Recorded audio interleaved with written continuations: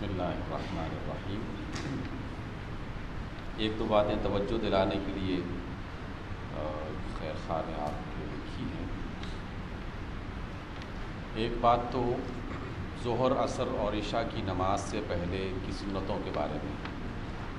کہ مسجد میں اکثر ایسا ہوتا ہے کہ لوگ ظہر، عصر اور عشاء سے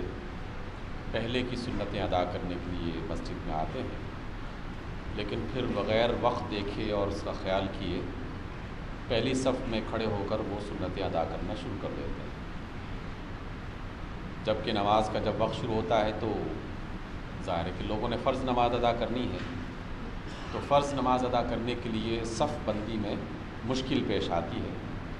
اور ان کی سنت اگر باقی رہ جائے تو اس میں بھی پریشانی ہو جاتی ہے۔ اس حوالے سے رسول اللہ صلی اللہ علیہ وسلم نے 2-3 تعلیمات دی ہیں، بڑی خوبصورت اور ہمارے لیے قابل توجہ ہیں۔ پہلی تعلیم تو یہ دی ہے کہ جب باجماعت نماز فرض کی ہو رہی ہو تو باجماعت نماز کی موجودگی میں کوئی سنت اور کوئی نوافل ادا نہیں کیے جا سکتے، بلکہ بعض روایات میں ایسا بھی ہے کہ اگر جماعت کھڑی ہو گئی ہے اور کسی شخص نے اپنی سنتیں یا نوافل کی نیت باندھی ہوئی ہے تو وہ اپنے نوافل توڑ کر وہ فرض جماعت میں شامل ہو جائے۔ اس وجہ سے جب بھی کوئی شخص مسجد میں آئے تو اسے باقاعدہ گھڑی کی طرف دیکھ کر نماز کا وقت جان کر پھر اپنی سنتیں شروع کرنی چاہیے، تاکہ کم از کم وہ فرض نماز ادا کرنے شروع کرنے سے پہلے اپنی 2 یا 4 سنتیں جو بھی اس نے ادا کرنی ہے اس کو پورا کر سکے۔ دوسری بات ہمیں صف بندی کے حوالے سے رسول اللہ صلی اللہ علیہ وسلم نے یہ فرمائی کہ جب تک پہلی صف مکمل نہ ہو جائے اس وقت تک دوسری صف نہ بنائی جائے، اور اسی دوران اسی حوالے سے ایک اور بات تعلیم دی گئی کہ اگر کوئی شخص مسجد میں داخل ہوتا ہے اور جماعت کھڑی ہے تو وہ اکیلا تنہا پچھلی صف میں کھڑا نہ ہو، بلکہ یا تو وہ کسی آنے والے کا انتظار کر لے کہ جس میں وہ رکوع سے پہلے اپنے ساتھ شامل کر لے، اور یا پھر جو صف موجود ہے اس میں سے درمیان والا جو بندہ ہے اس کو اشارے کے ذریعے سے اپنے پیچھے بلا لے اور پیچھے بلا کر پھر اس کے ساتھ شامل ہو جائے۔ آپ علیہ الصلوۃ والسلام کی روایت میں نے پڑھی کہ ایک شخص نے اکیلے تنہا کھڑے ہو کر ایک جماعت کے ساتھ نماز ادا کی، تو آپ علیہ السلام نے اس سے کہا کہ تم اپنی نماز دہراؤ، دوبارہ پڑھو اپنی نماز۔ یعنی یہ آپ علیہ السلام کا فرمان جو ہے یہ اس بات کی غمازی کر رہا ہے کہ ہمیں بنیادی آداب کی تعلیم یقیناً ہونی چاہیے کہ اگر کوئی شخص تاخیر سے مسجد میں داخل ہوا ہے اور پہلی صف یا دوسری یا تیسری صف پوری ہو چکی ہے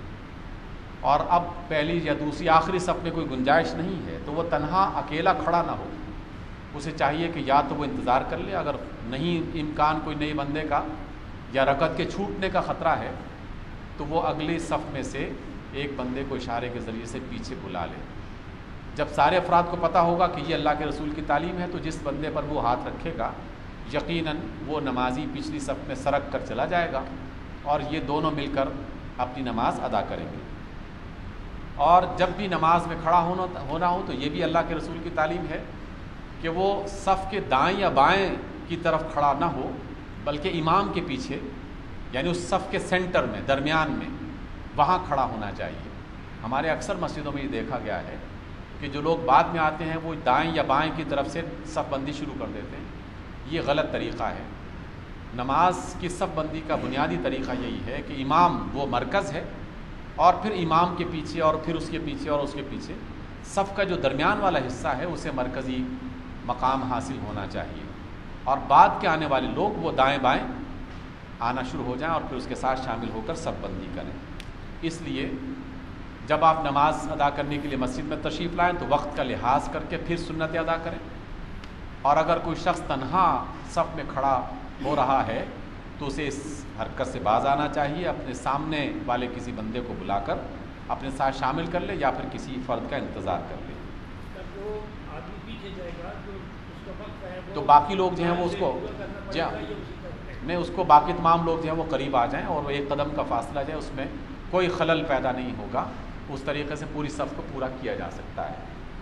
इसी सफ़ बंदी के दौरान एक और बात भी, वो एक और साहब ने तवज्जो दिलाई थी और उसके बारे में सवाल भी किया। हमारे यहाँ अक्सर ये बात कही जाती है कि बच्चों को पिछली सफ़ में खड़ा किया जाए, और ये बात हमने सीखी रसूलुल्लाह सल्लल्लाहु अलैहि वसल्लम के उस अमल से जो आप अलैहिस्सलाम और उनके बाद आने वाले अदवार में होता रहा, कि मर्दों की सफ़ पहले बनाई जाती थी या मर्दों की सफ़ें, फिर दरमियान में बच्चों की सफ़ें और फिर उसके बाद ख़वातीन की सफ़ें। लेकिन अगर आप इसकी असल पर गौर करेंगे तो इसमें असल ये नहीं है कि बच्चों को पीछे खड़ा होना चाहिए, बल्कि असल ये है कि मर्दों और औरतों के दरमियान में फ़ासला होना चाहिए। इस वजह से रसूलुल्लाह सल्लल्लाहु अलैहि वसल्लम मर्दों और औरतों के दरमियान में फ़ासला रखने के लिए दरमियान में बच्चों की सफ़ बनाया करते थे। तो मौजूदा दौर में अब चूँकि ख़वातीन की बाकायदा अलग जगह बनाई जाती हैं, सफ़ बंदी उनकी अलग होती है, बिल्कुल एक अलग हॉल होता है, तो मर्दों के साथ वो खड़ी नहीं हुआ करती। तो इस वजह से अगर बच्चे दौराने सफ़ आपके साथ शामिल हो जाएं, वो बच्चे ख़ास तौर पर कि जिन पर नमाज फ़र्ज़ हो चुकी है, यानी वो बच्चे जिन पर नमाज फ़र्ज़ हो चुकी है और 10 साल की उम्र में बच्चे पर नमाज फ़र्ज़ हो जाती है,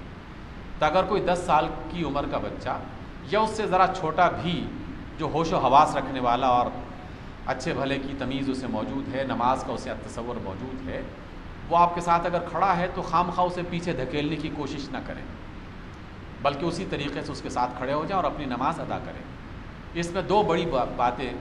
जो मौजूदा दौर में हमारे सामने आती हैं, मुश्किलात जो बन रही हैं। पहली मुश्किल ये है कि अगर आप उस बच्चे को पिछली सफ़ में खड़ा कर देंगे तो इम्कान है कि उसका वालिद भी परेशान हो जाए, नमाज के दौरान इसी फ़िक्र में पड़ा रहे कि मेरा बच्चा पता नहीं अब किस हाल में है, क्योंकि हालात इस तरह के हैं कि जिसमें बच्चों की निगरानी और निगहबानी मुश्किल हो जाती है, और वो बच्चा भी मुमकिन है परेशानी के आलम में आहो बुका शुरू कर दे और फिर भी बाकी नमाजियों की नमाज़ें ख़राब हो जाएं। इसलिए जब बच्चे वाले अफराद अगर कोई मस्जिद में आते हैं और इसमें बच्चों को अपने साथ लाना चाहिए, मैं इस बात की जो है वो तालीम रसूलुल्लाह सल्लल्लाहु अलैहि वसल्लम की रोशनी में दे रहा हूँ, आपकी तालीम की रोशनी में। आपने फरमाया कि जब बच्चे 7 साल की उम्र में पहुँच जाएं तो उन्हें नमाज की तरगीब दी जाए। नमाज की तरगीब क्या है? नमाज की तरगीब ये है कि वालिद साहब मस्जिद में नमाज अदा करने के लिए जा रहे हैं तो 7 साल की उम्र का बच्चा भी उंगली पकड़ के साथ जा रहा है। 3 साल तक जो बच्चा अपने वालिद के साथ मस्जिद में नमाज अदा करने के लिए जाएगा तो यकीनन वो आदाब भी सीखेगा, नमाज भी सीखेगा, मस्जिद का एहतराम भी सीखेगा, बहुत सारी चीज़ें उसे सीखने का मौका मिलेगा। इसलिए 7 साल की उम्र के बाद और 7 साल की उम्र से लेकर बच्चों को मस्जिद में लाना चाहिए। उसका एहतमाम सिर्फ ये है आसानी के लिए कि जो वालिदैन अपने बच्चों को साथ लेके आ रहे हैं तो वो सफ़ के दाएं या बाएं खड़े हों और बच्चे फिर उनके साथ खड़े हो जाएं, ताकि दोनों बड़े इत्मीनान के साथ नमाज अदा कर लें। तो किसी को ज़बरदस्ती उन बच्चों को पीछे धकेलने की कोशिश नहीं करनी चाहिए, क्योंकि मकसद जो रसूलुल्लाह सल्लल्लाहु अलैहि वसल्लम का बच्चों को पीछे करने का था वो ख़वातीन और मर्दों के दरमियान में फ़ासले को बरकरार रखना और उनके दरमियान में एक फ़र्क रखना मकसद था, जिसके लिए अल्लाह के रसूल सल्लल्लाहु अलैहि वसल्लम ने ये तरीक़ा इख्तियार किया।